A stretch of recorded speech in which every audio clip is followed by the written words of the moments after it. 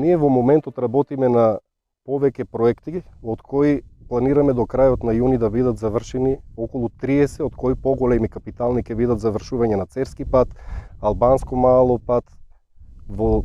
Дракарско мало село Луковица,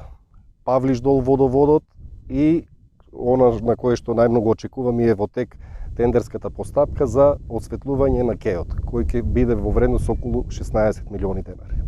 Денес во општина Македонска Каменица задоволство ни е што градоначалникот заедно со советниците на општината и со неговиот тим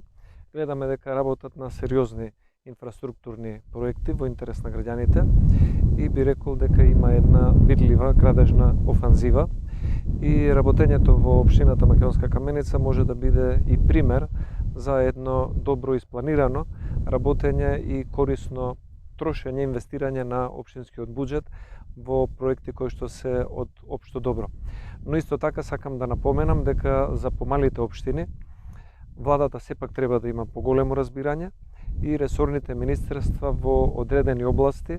да предвидат поголеми средства во буџетот и блок дотации за да може да биде тоа од интерес на сите граѓани без разлика на која политичка партија припаѓа градоначалникот или советниците. Тоа би било нашиот апел до владата на Македонија. Македонија е веќе многу задолжена земја и ова дополнително најавено задолжување од 900 милиони евра само покажува колку недомаќински се трошеле досегашните задолжувања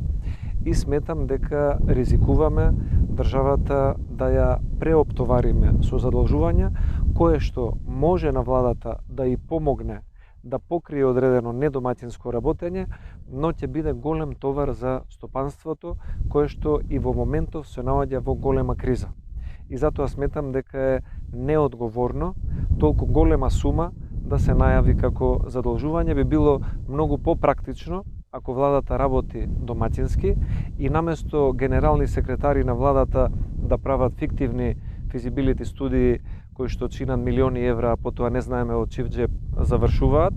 да намали владата со расходите и недомаќинското трошење и со тоа да имаме помало задолжување, кое што би се инвестирало во болници, училишта, нови патишта и капитални проекти. Сметам дека она што просветните работници го бараат како право кој им следува според колективниот договор и законот, заслужуваат да им се оствари.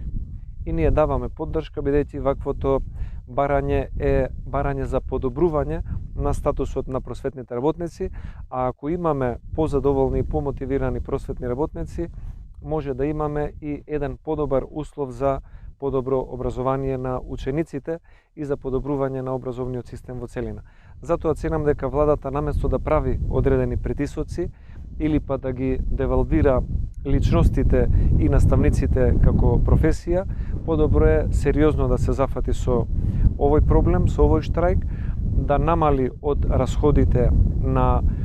стоки и услуги во буџетот, да намали од расходите на договорци на дело и да ги зголеми платите на просветарите за да можат сите да бидат помотивирани во својата работа. Коментарот на бугарскиот премиер е само рефлексија на една неконзистентна и би рекол сервилна политика која што ја гледаме кај македонската влада во изминативе 3-4 години.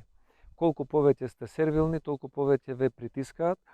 и овој став на бугарскиот премиер не е решение,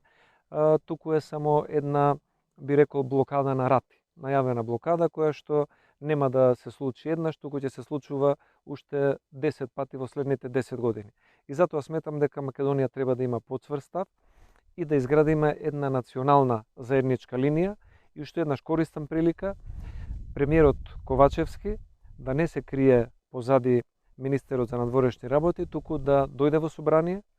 на затворена седница да ги покаже нацрт документите кои што ги преговараат со Софија, за да можеме сите како народни избраници да изградиме заедничка линија и да имаме посериозен став кон Софија. Колку ќе бидеме ние посериозни, толку и повеќе ќе не почитуваат. Ако бидеме посервилни, само ќе ги одлагаме овие блокади и понижувања кои што станаа преголем товар.